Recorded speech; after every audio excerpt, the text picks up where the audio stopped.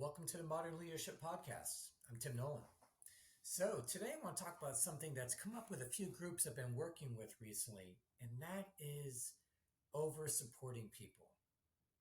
And it started with a conversation I was having with someone recently, and one of the phrases they were using was, "How can I support you?" And this employee was struggling with something, and they kept on saying that. And finally, I was like, yeah, we need to be looking at how much we're supporting people. And it really got me to start thinking. And if you look at it, I think the pendulum has really swung the other way when it comes to support. And so when we look at a traditional leadership mindset approach, and people who use a traditional leadership approach don't tend to provide a lot of support. And pretty much here are the expectations: go do your job, not a lot of feedback unless you mess up. And then what we're seeing now is kind of where the pendulum has really swung the other way, where managers are really trying to support employees, because we're seeing a lot of research on employee engagement, and they're saying they want more support from managers. And it's a good point. Yeah, they do, and they need it. But we can over support people. And it's like anything. When you have a strength, if you overuse it, it can actually start to limit you. And support is no different. And so it's really important to kind of look at, how much support are you providing? And are you doing too much? So if you're doing too much for people, just like I was just doing a coaching session with a manager a few minutes ago, and they were talking about how they like jumping in and helping their team, and really great strengths. So when employees see managers jump in, they do things, they build a lot of credibility, and that's important. But if we're doing this very often, then we run the risk of enabling. We run the risk of unintentionally stifling the growth of our staff. And this is something to look at, is in our quest to support people, are we delegating enough? And delegating doesn't mean just passing work off to people. It means that you want to be very purposeful and intentional. That, hey, Tim, here's something that I would like for you to take on.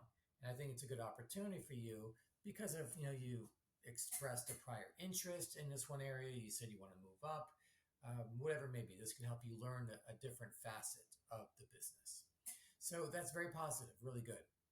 But a lot of managers I come in contact with are, they struggle to consistently delegate to staff. And sometimes they feel that their staff's too overwhelmed. And one of the points I was making with someone that I was just working with was that your staff may not be as burned out or overwhelmed as you think. And if you're not checking in with them, then you really have no way of knowing. So, for example, one of the best ways to do that is to periodically check in with your staff and just say, hey, on a scale of 1 to 10, what's your stress level right now? And so just have that ongoing dialogue. And to where you can get to a point where they start coming to you and they're like, hey, I'm a 7 or I'm a 2. And this is good information for you because they may not be as stressed out as you think they are, meaning they can take on some extra stuff. Also meaning you don't have to jump in as much. And another area to look at so that we're not over supporting people is, are we asking enough questions? So if you're talking about a challenge, you're talking about a situation with your staff, are you asking them like, hey, what are your thoughts about this? How do you think this should be done? Or are you finding yourself jumping in and solving it for them? And that's something you want to look at too, because the higher up you move in leadership, the less of that stuff you should be doing. And it doesn't mean you don't want to help, but help looks different the higher up you move. So help may look like, hey, here's a good resource. Or help may look like asking questions to help drive their decision making. Did you think about this? Or if this happens, what's your plan now?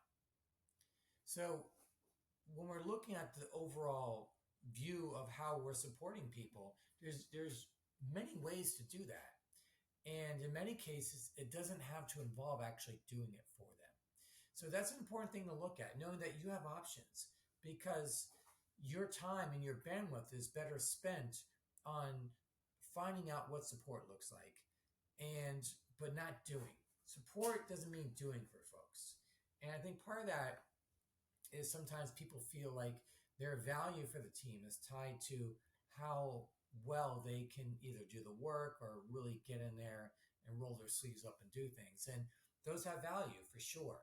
But if you find yourself jumping in too often, you want to look at are you over involved with your team?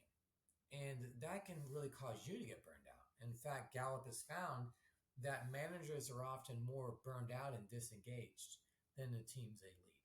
And that's a direct byproduct of that. So it really goes back to, again, looking at support. Are you over supporting?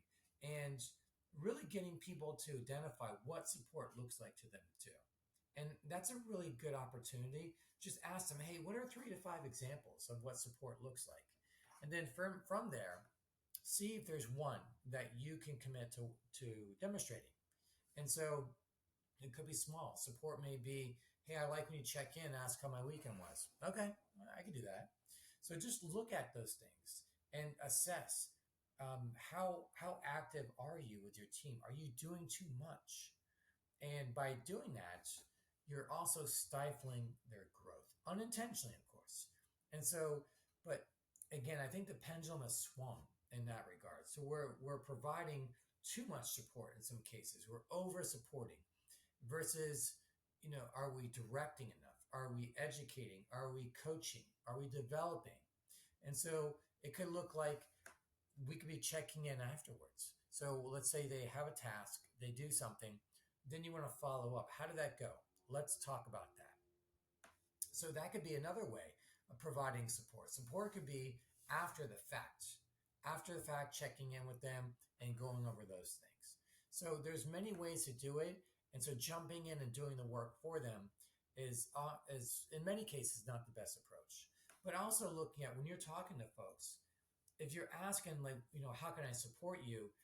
Sometimes that may not be the best question to ask either. Is really getting more directive with them that, okay, so what does it look like if this situation's working out well? Describe for me what a good outcome looks like. And then they describe that, then have them work backwards. Like, okay, so in your opinion, what needs to be in place in order for that outcome that you identify to occur? So you don't have to come in and say, how can I support you? Is you want them to be able to solve their own problems. And so sometimes it's about looking at their mental model. What is their mental approach to addressing things? What factors are they considering? What kind of critical thinking are they employing for that particular situation?